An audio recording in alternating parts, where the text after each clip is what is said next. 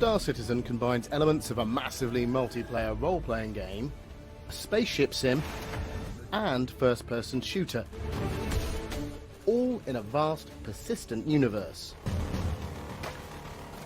Thanks, Wendy.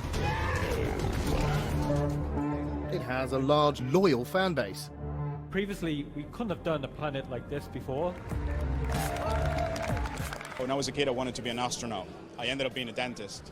I always used to fantasize with being a spaceman, and that's what Star Citizen is. Coming up behind you. Star Citizen is important because it's a Chris Roberts game. Chris Roberts started out the Wing Commander franchise in the 90s. It's almost like he's the George Lucas of space games. Star Citizen came around because Chris Roberts wanted to create the ultimate space sim that hadn't existed. He'd made Wing Commander and he wanted to make the biggest follow-up to that. But I don't want to build any old game. I want to build a universe. I want to build a game I always wanted to build, but I didn't have the tools to do until now. So when people then saw it, they saw what he was selling, they saw what he wanted to create, they wanted to invest in that. And invest they have, so far in excess of $250 million, with $37 million raised in the last year alone. All this for a game which is still in the testing phase and isn't a finished product.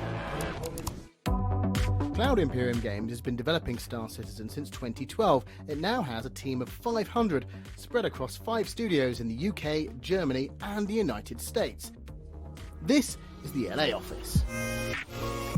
Even though the team here is busy still making the game, it is playable and being played by gamers at the moment. This game goes out every 3 months, but it's of course in very, very early alpha. So to a degree, they're having the exact same experience as somebody that would be working on another game as like a QA guy or even as a developer.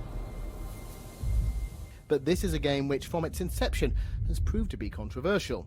Since the original Kickstarter campaign, its scale has dramatically increased, becoming a much bigger game in the process. As the crowdfunding grew, so did the scope. What began as an ode to Wing Commander gradually grew into this giant, persistent universe. And, that's a very different product. As a result of changes to the game, earlier this year, Roberts Space Industries, a subsidiary of Cloud Imperium, was taken to court by a backer seeking a refund of almost $4,500, money he'd spent backing the game. A California judge dismissed the case without prejudice due to a clause in the Star Citizen end-user license agreement, which prevents anyone from taking Roberts Space Industries to court for a refund. The games company says it does issue refunds within a 30-day window. This brings us to the issue that seems to have generated the most headlines for Star Citizen. Money. $250 million sounds like a lot of money. But when you think the movie Avatar cost $237 million to make, and most estimates put GTA 5 are costing $265 million to make, it's not a crazy amount of cash to put into a game. From sunny Southern California to grey, wintry Manchester, while development on the game continues, here in Manchester, CitizenCon, which is a convention dedicated entirely to the video game, is kicking off.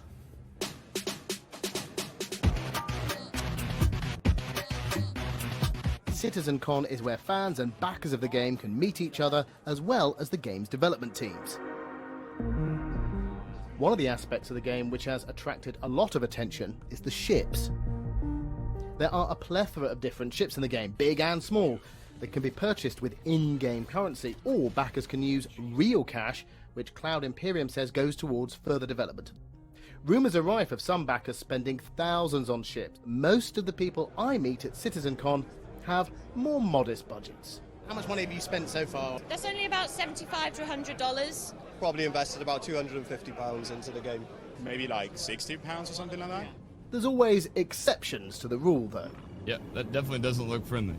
I've spent about $7,900 on the game. $7,900. $7,900 US, yeah. Now we should say that you are a streamer, so this is your job. This is your living, yeah. Isn't it? We do these crazy battles, like 50 players going to war, sci-fi battles. Like that's what we do. Somebody's in the backup! It's here in the midst of CitizenCon that I catch up with Roberts. What's going on?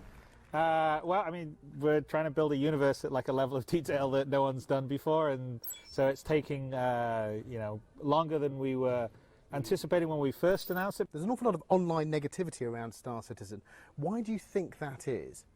It's easy to be an armchair quarterback or an armchair developer. People aren't used to, don't really know how much work goes into making these games. I mean, there's been some, stuff on like Red Dead Redemption 2, but that was 7+ years. It takes time to build games of the sophistication and simulation detail that gamers expect now.